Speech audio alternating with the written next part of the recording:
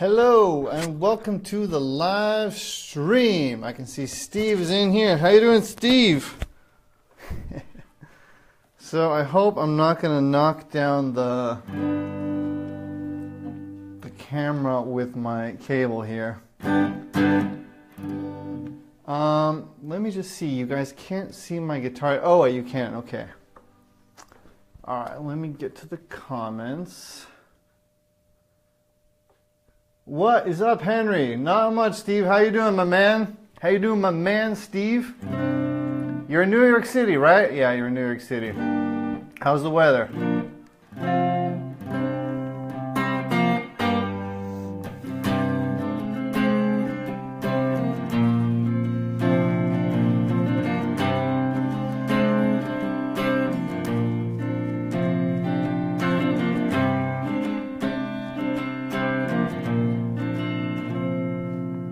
Oh, back in Oregon. Is Oregon where you live? I'm not sure. You guys can't see my guitar. Maybe now. I'm just trying to get everything set up here a little bit. I had 3 students in a row, so I didn't really have that much time to set everything up for the live stream. That's what normally always happens. So let me just try to get my camera so that you can see the guitar. All right, so I guess whoever's in here, welcome to the live stream. I'm very happy that you're here. Thank you for being here. I also know that there's a million places that you could be watching guitar teachers, so I really, really appreciate you taking the time to check out what I'm doing over here in my little studio in Austria. I can see Will is in the house. Who else is in here? Check out this cool chord progression.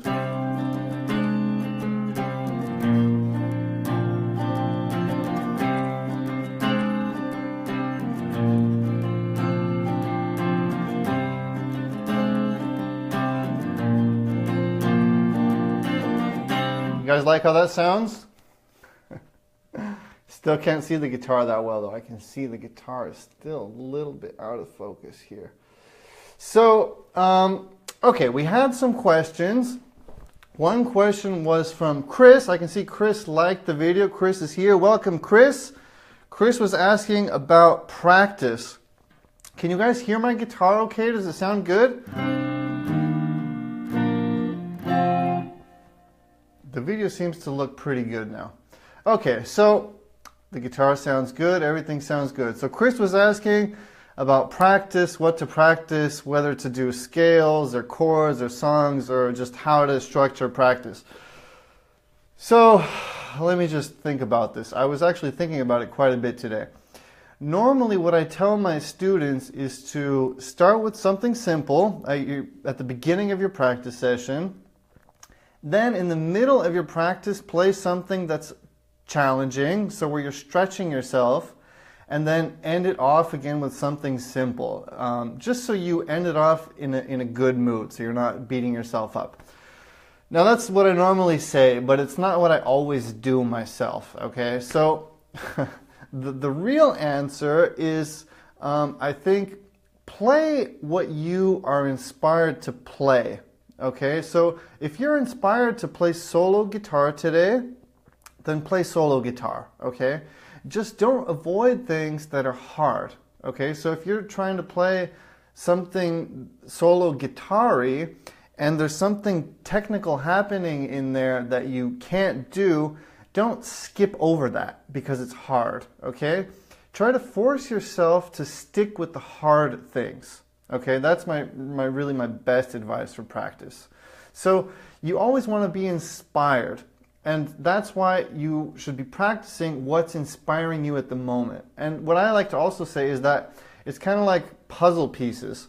Learning different songs, learning different chord progressions, learning the pentatonic scales, learning technique. It's these little puzzle pieces that you slowly start to put together. You know, and then all of a sudden, before you know it, you have this entire picture. You know what I mean? And it doesn't really matter kind of where you. I can see Will is liking something. Oh yeah, is this making sense?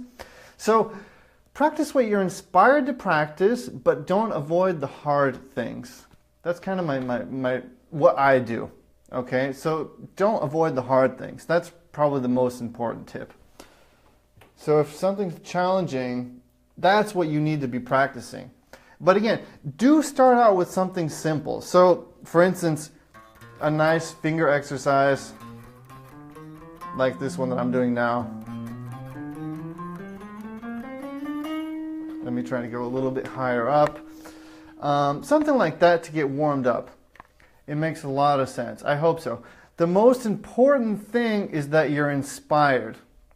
Maybe explain a little bit about the capo. I'm going to be talking about the capo. No worries, Steve, my friend. The most important thing is that you're inspired and that you're playing things that really interest you. And that's what's going to keep you going. Okay? So that's kind of the real life answer, I guess. That's what I do. So, but again, you're going to have to still do things that you don't want to do, like putting the pentatonic scales together, or if you one day learn music theory, it's like chewing glass, you know what I mean? It's not what you really want to be doing, but it will help you grow. So there are times when you have to force yourself also to do things that aren't as fun on the guitar too. So, yeah, try to keep that balanced. Okay, so I hope that was a good answer. So Richard was asking about the capo today. And Richard's question was, when he puts the capo on, how should he tune after that? So you have to, first of all, make sure that you have a chromatic tuner. And what that means is that the tuner shows you all 12 notes of the musical alphabet. Okay, so it's not just showing you E, A, D, G, B, E, the notes that are on your guitar, it's showing you all the notes. So when you put a capo, for instance, on the 3rd fret, let me just turn on my tuner here. If I play the A string now, it's showing me a C. So I want my capo to be able to show me a C and not just blur because it's not a chromatic tuner. Okay, so it's really important that you have a chromatic tuner. I know, Richard, you have a chromatic tuner because you sent the link to your tuner, so it's a chromatic one. So really the main thing is when you put on a capo, first of all, you want to have your guitar tuned, which I'm not totally tuned. Let me also try to get in tune here.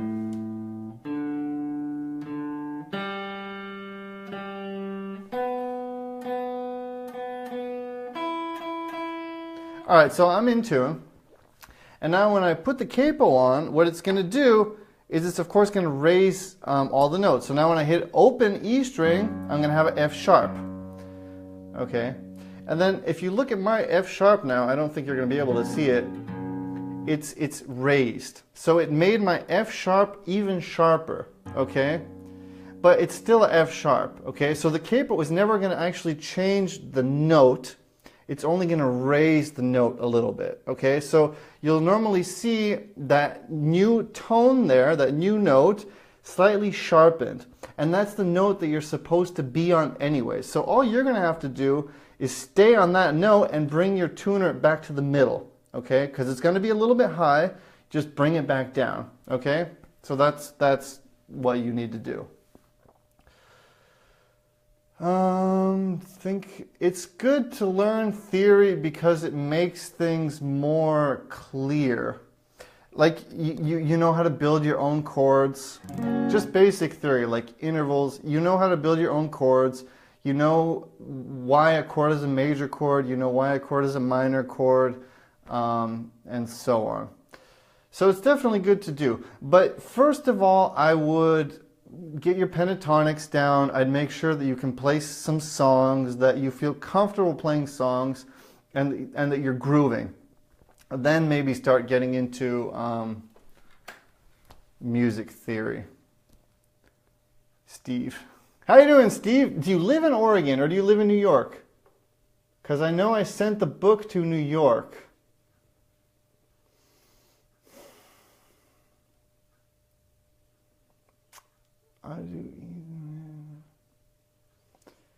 So I'm not sure if we had any more questions. Do you guys in here have any questions? I have the capo on the 3rd fret now.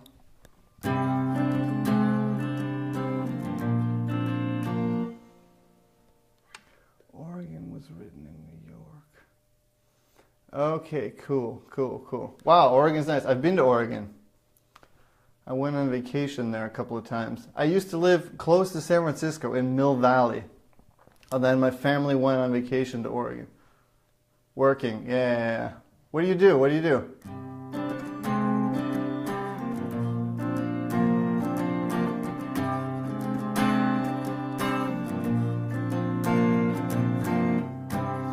All I'm playing now is a sus2. You guys can't see my guitar again. I'm playing an A sus2. And then with my pinky, I'm going up here to the next fret, where my middle finger is. I'm raising that note a little bit. And it sounds almost like it's wrong, but it's not wrong. It's supposed to sound like that.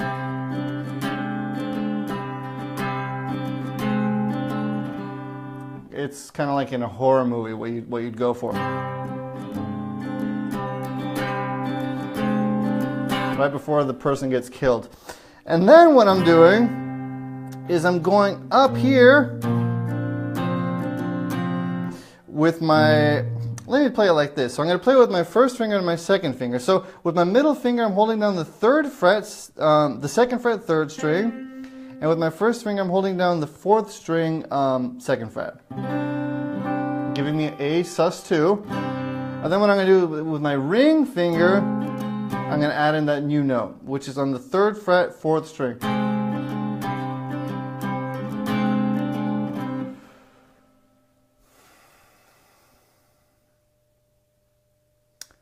With a capo saying 2nd fret, when you play, say, C chord, am I correct that I'm not actually playing? Yeah, you're not playing the same chord anymore when a capo is on. Oh, golf course mechanic. Cool. Is that a cool job? Do you like it? So, yeah, after you put on the capo, what's happening is now I'm playing an E major shape. So this looks like an E major now, but it's really a G major. So it's the same as if I'd play a G major bar chord. It's just now I don't need to bar anymore because the capo is doing the barring for me. So because I have the capo, now I can play these simple chords. Cool. Okay, you can work. Cool. That's what it's about, man. Working from anywhere. That's what I'm trying to do. So you can play your basic chords, but they're not the same chords anymore. You know what I mean? But you don't need to think like that. You can just think of them as a G major, D major, A minor. It doesn't really matter as long as you know where to put your fingers, if that makes sense. Is a capo worth investing in? Yeah, definitely get a capo. Get a capo. A good one to get is this G7th capo. G7th is a good one. Just get the G7th. It's a little bit more expensive, but it's high quality. I've had this one for probably 4 years now, and the newer ones are even better. They're thinner, and I think they have an even better grip. Get a capo. You need to have a capo, especially if you play with singers. So the reason I normally have a capo is if I'm playing with a singer, a female singer or a male singer, doesn't matter, and they tell me that they want me to raise the pitch of the song. If they say you're playing it too low, then I can just put my capo on and I can play those same chords that are on my chord sheet. You know what I mean? So I don't need to think about, oh my God, how am I going to play these same chords on a different place on the fretboard? I can now still play my simple chords, but it's still a higher pitch. And that's going to keep the singer happy. And if the singer's happy, then we're happy. It's just like in a marriage. If the wife's happy, then we're happy, right? Any of you guys are married, you know what I'm talking about. Chuck Berry. I can show you kind of like like what he does in the intro. He goes like,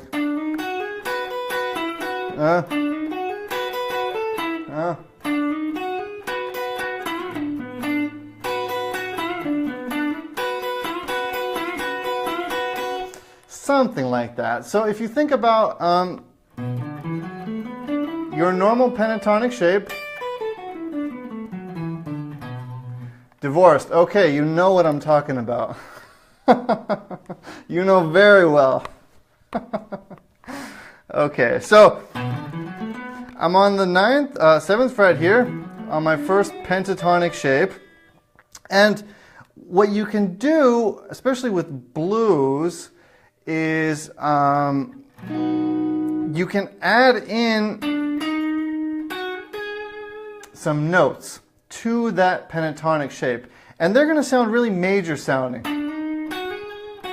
So instead of just going, now I can go.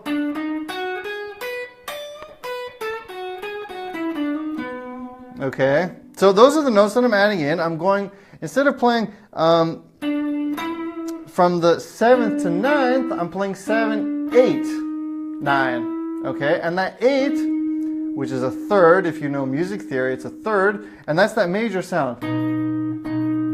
Okay, if I play the flattened third, it sounds minor.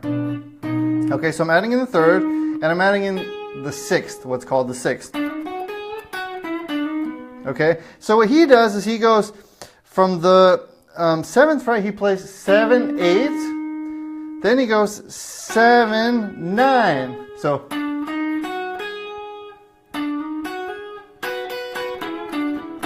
something like that. He goes, so 7, 8, 7, 9, and then I'm barring down on the 1st and 2nd string, 7th fret. Okay, so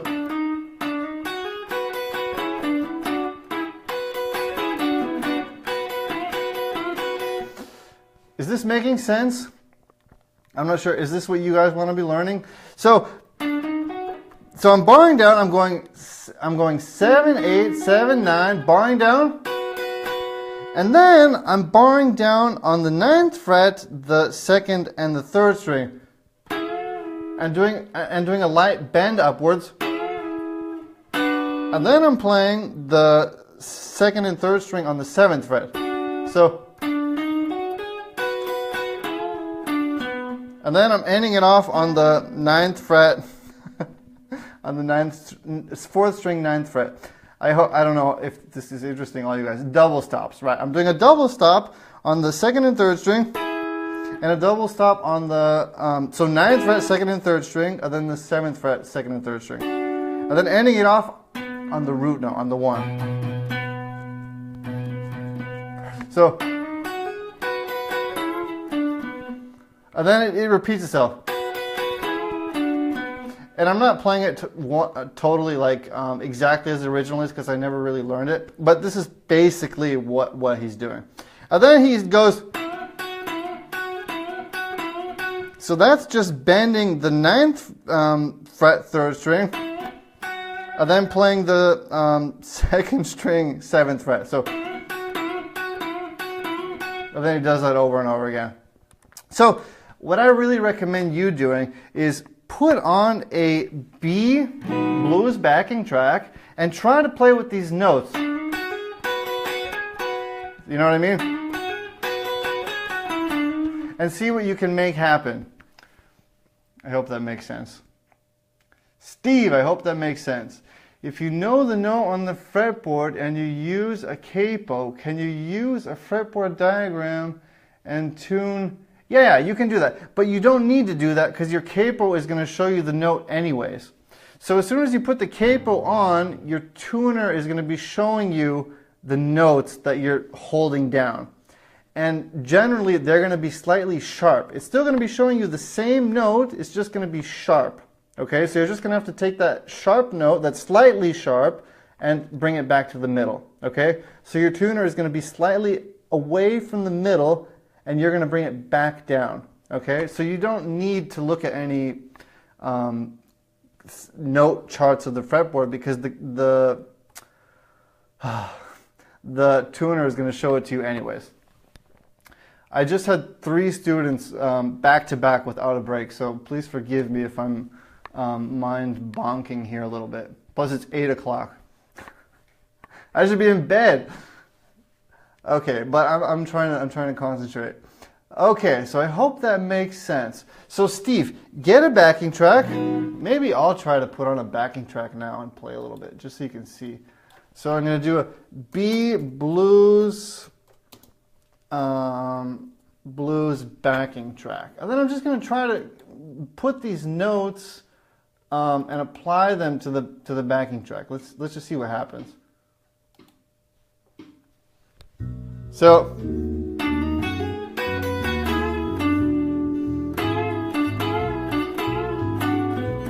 okay, so you can try to go.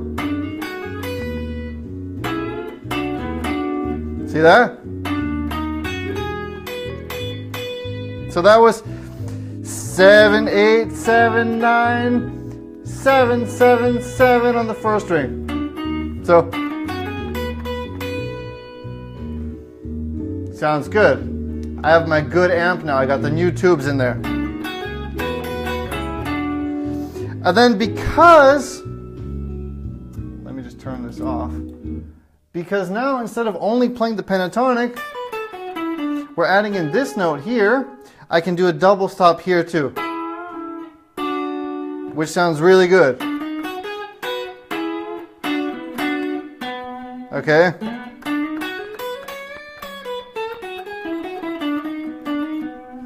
And this is what you'll hear people referring to as like the BB box or the BB King sound. What we're doing is we're mixing major and minor together, okay?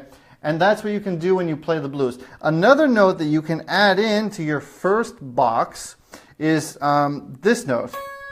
So the normal pentatonic is, and now we can go add in this note, which is the first string 9th fret. So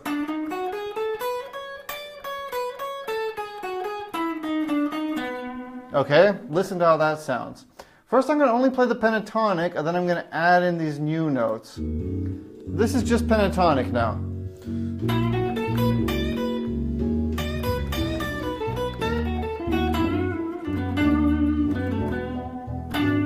This is still just pentatonic.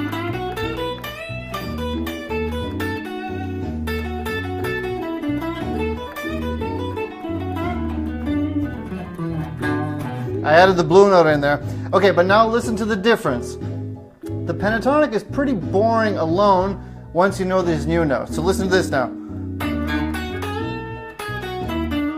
So listen now.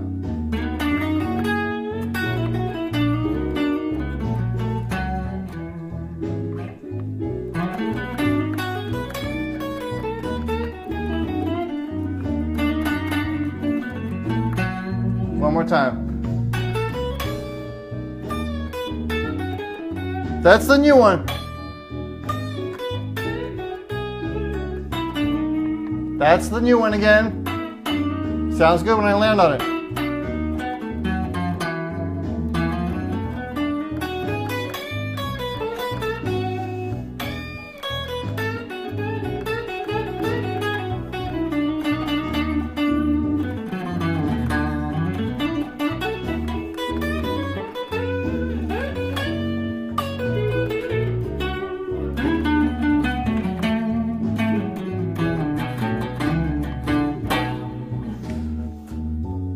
So now what I did is I instead of just playing in the first position, I moved into the next position. Okay, so just so you guys can hear the difference that just those 3 little notes make to your pentatonic when playing the blues. You can really make your soloing sound much, much interesting just by adding in those 3 notes.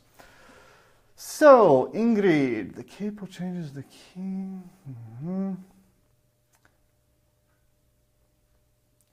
Yeah. All right, so do you guys have any more questions? Or shall I just jam to some more blues here? Let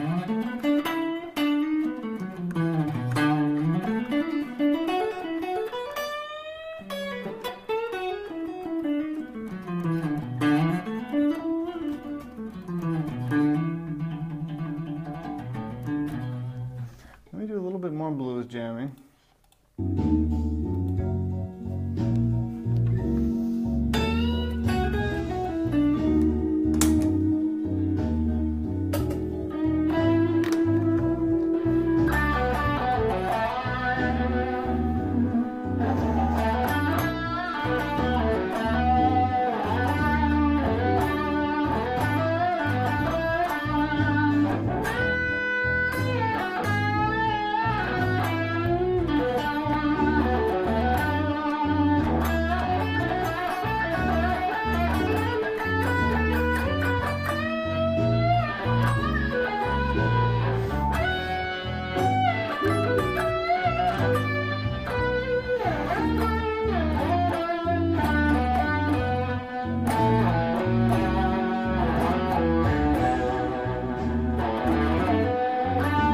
Yeah.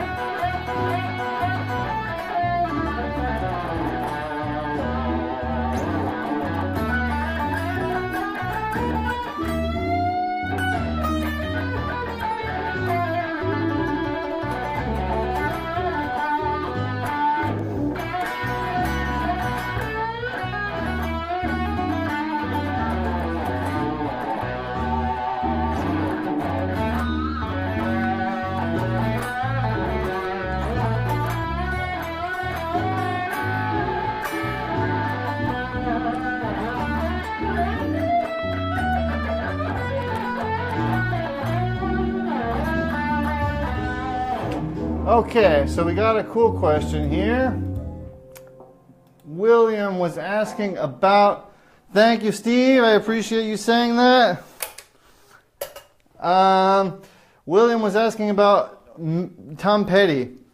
Yes, I can teach you. Oh wow, I'm really loud in here. Out of tune too, just 1 second, guys. Last Dance with Mary Jane, you guys know that tune? I'm going to have to make a YouTube video of that one. So what I'm currently working on is this huge monster masterclass, and it's taking a lot of time because I'm using 2 cameras and I'm putting a lot of stuff into the videos. So for 10 minutes of video, it takes me maybe an hour of editing. So that's why I haven't really been doing so much YouTube. But once I'm done with the master class, I'm hoping to really start doing a lot more YouTube. So I'm a little bit loud here. Just 1 second, guys. Let's see how that sounds.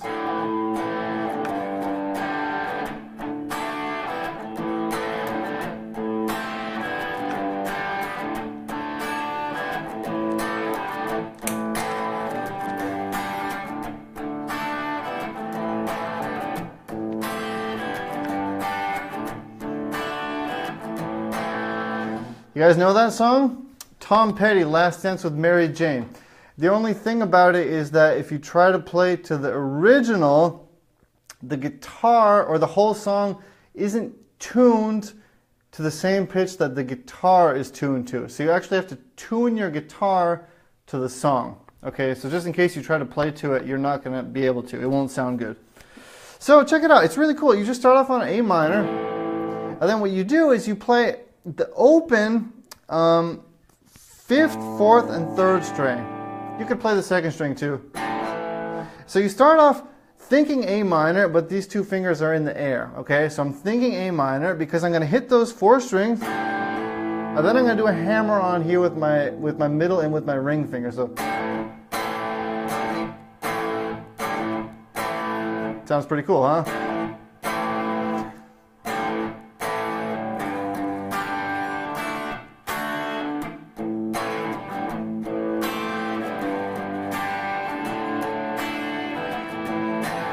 My guitar sounds pretty dirty. I have a lot of distortion on there, but I'll leave it for now. So it's an A minor, and then it just goes to a G. But what I'm doing is, first of all, I'm hitting the bass note like 2 times. I'm going, and that's a really cool thing that you can do. Before you play an entire chord, you can always hit the bass note first.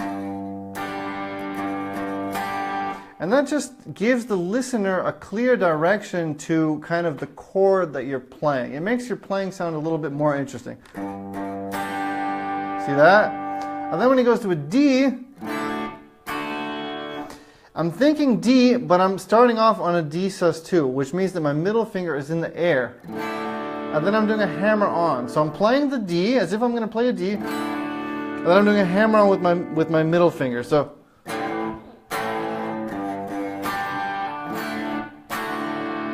see that? And then back to A minor. And then by the second time you do the same thing as we did the first time, but now I'm going to add my pinky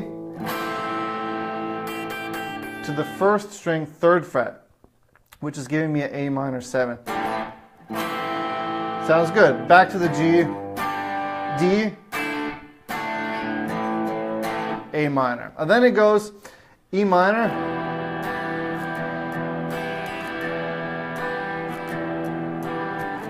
to the A. E minor,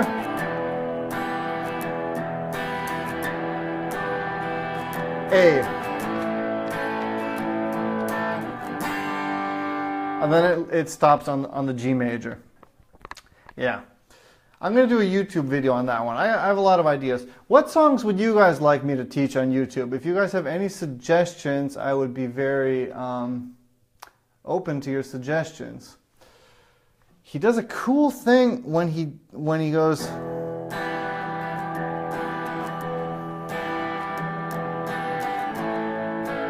What does he do? Then he ends it off. So he goes A major.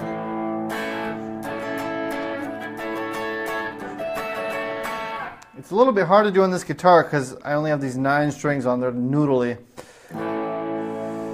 So what he's doing here is I'm playing an A major down here. So you can play an A major here, but you can also play A major here. Or you can play A major here, or you can play A major here. I'm still a little bit out of tune. Just one second, guys and girls. And what the song is doing is it's doing this really cool thing. Maybe that Stevie Ray song you did the other day. Did I do a Stevie Ray song? Which one was that?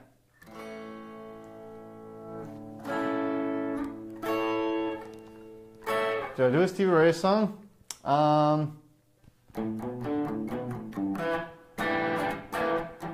I can't play that one anymore. You must do that for us, please, Henry. Which one? Which one? Stevie Ray? When did I do that? I don't know any Stevie Ray songs. Oh, I know. Little Wing. I know what you guys are talking about. I know.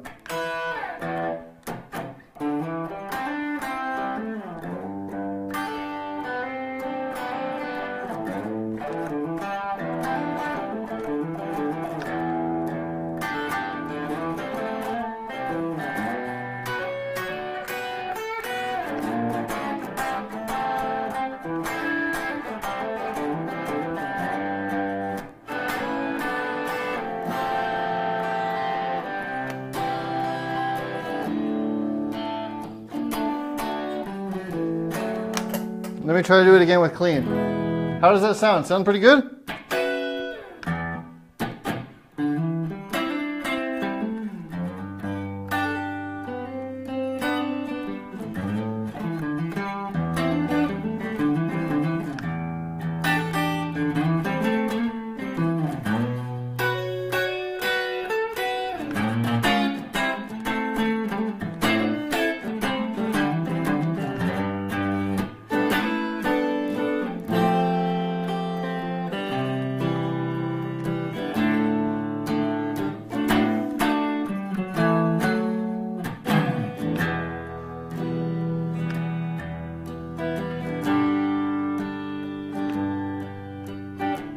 How's it go?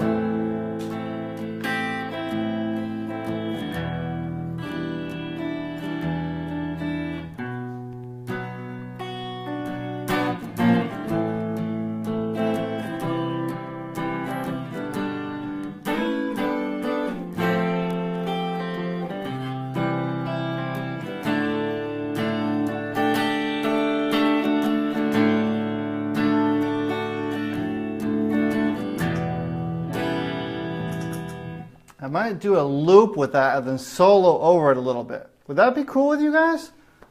I guess so. Why not? All right, check it out.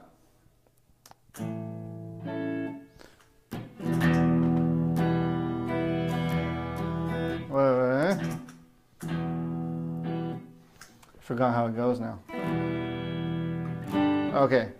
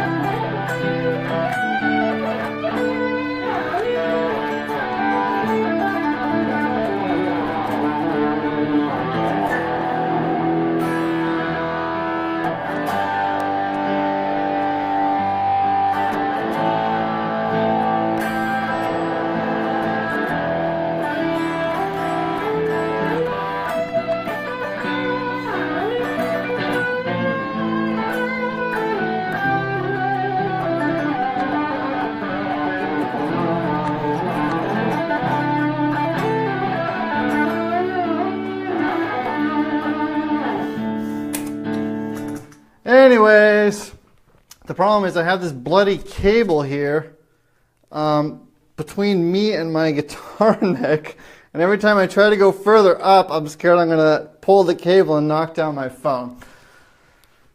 So can't go crazy as I'd like to. Does that sound okay? Since you're kind of doing a live concert with us right now, which is amazing, by the way. Did you ask a question? Okay, any advice on playing live? Playing live, you have to practice a lot.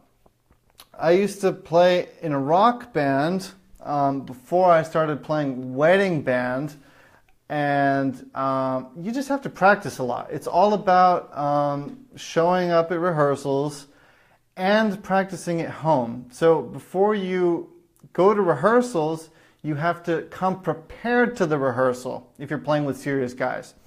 A rehearsal is almost like a mini gig. So you have to prepare for the rehearsal at home, then go to the rehearsal and try to play it really, really well there, so that when you get on stage, everything doesn't fall apart, which is really, really important. And it almost happened to us once on stage, where all of a sudden you look at each other, the guys in the band, and nobody really knows where the song is going or where we are.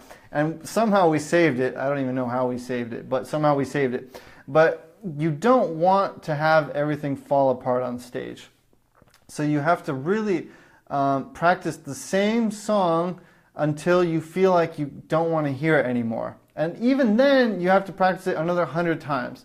So that when gig time comes, you could really play the songs in your sleep. Okay, that's really important.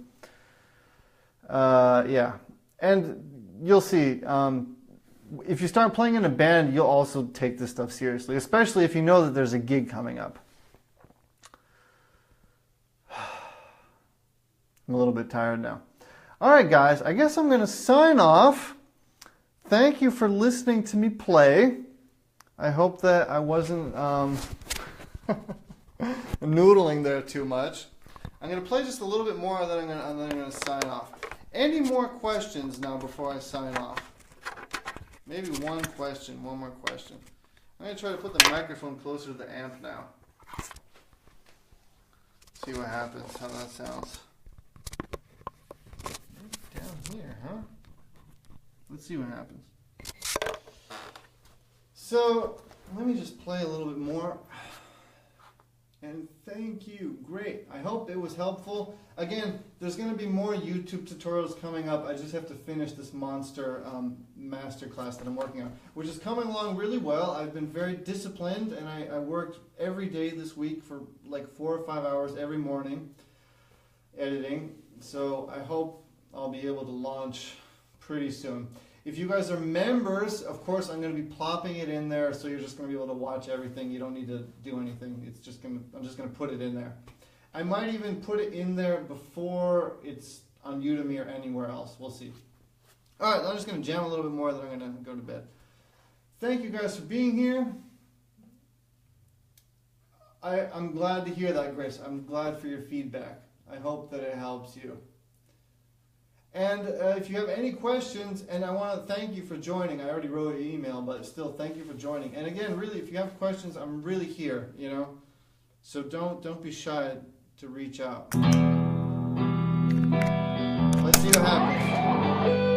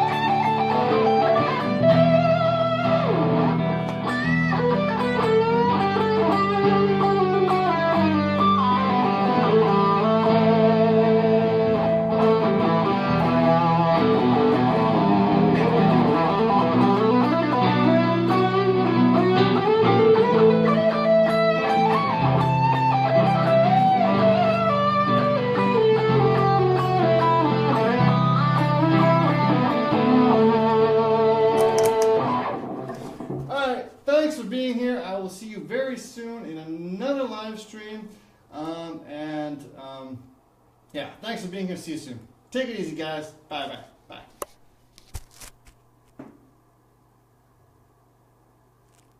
Hey, who's that? Thank you for the hearts.